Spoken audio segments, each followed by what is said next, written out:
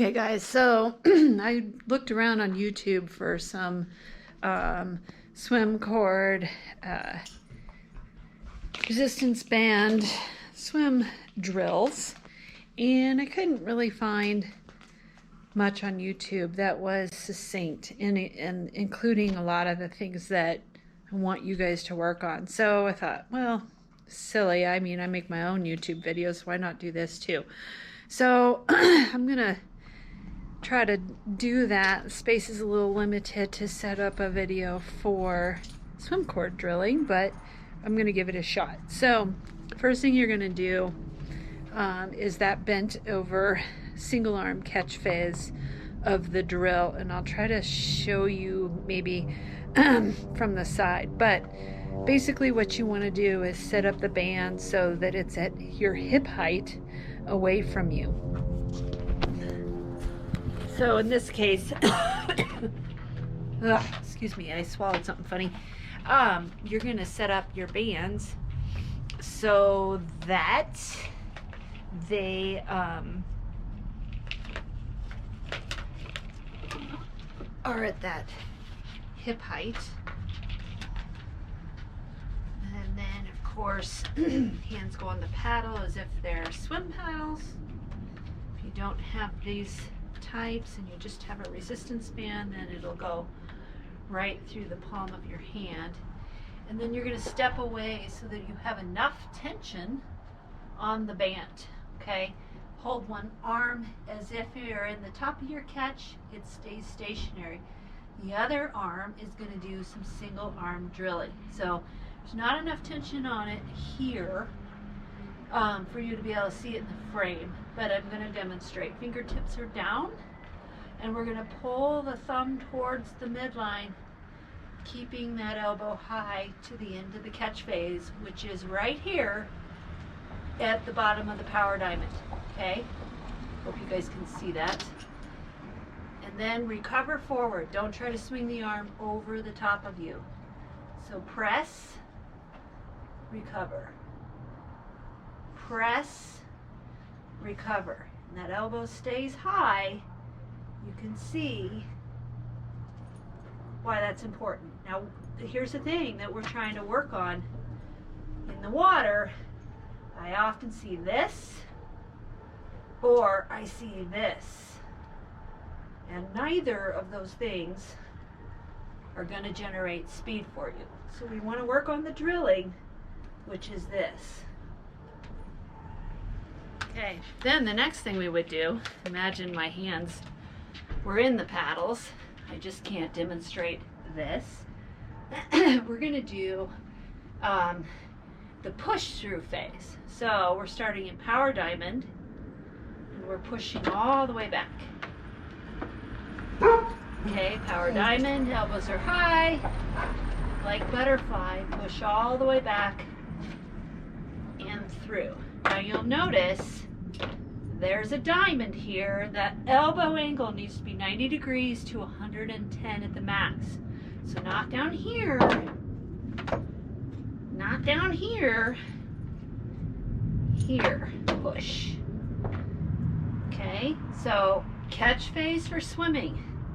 Elbow high, thumb comes towards midline. We're in that diamond, and then we're going to push through. Okay, so the next thing I'm going to do is demonstrate the overhead position. And basically you only need one cord for this. So you're going to hang one cord at the right tension length, and this is going to take a little bit of like sleuthing for you to do.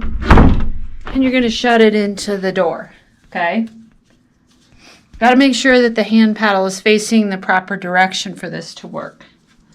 And then, so it needs to be flipped over like this, so that the top part, so that this part is facing up towards the ceiling.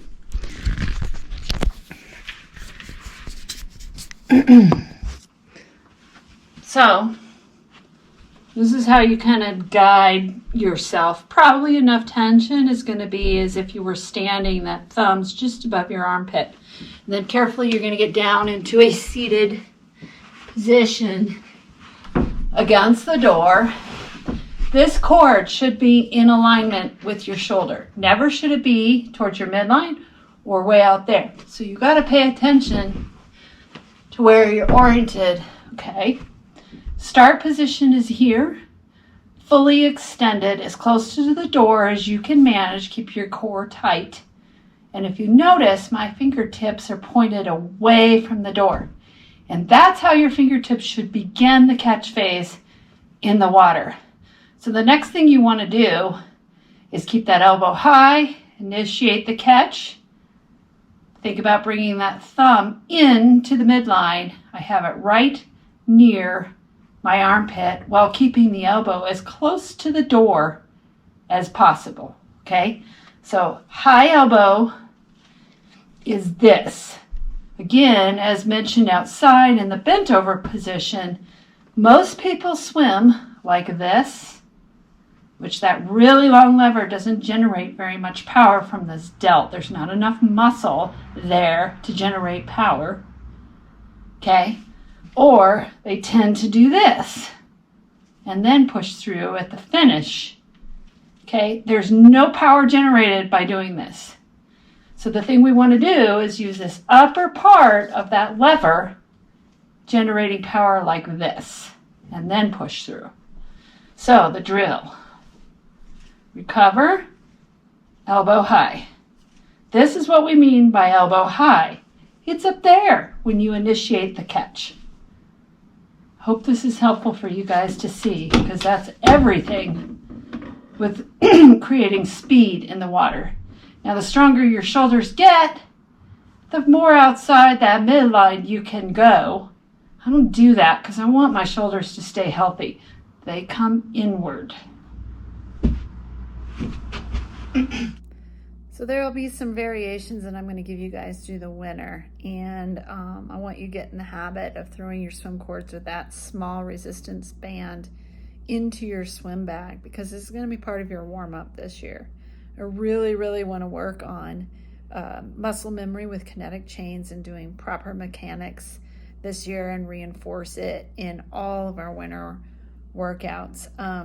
You're also going to get some low-seated rowing, which just means as if you were on a rowing machine with those cords. You'll grab those with a closed fist, thumb up, or however it's defined in the drilling for the assignment for the day. And if it's useful, then I'll make another video around that, but I think you guys can probably figure that thing out from the description. So hopefully this is useful. If you have questions, of course, reach out. It's just kind of tricky to get the right angle of that high elbow catch. I mean, I know that some of the swim videos show it from side on, and it's hard to see then the power diamond. And if you get it from the front, well, you can see the power diamond, but that you can't really see what the elbow's doing in space. So I think that if we create some, generate some muscle memory with the swim cords, it'll start to kind of sit in your brain and help you swim with better mechanics. Okay, that's it.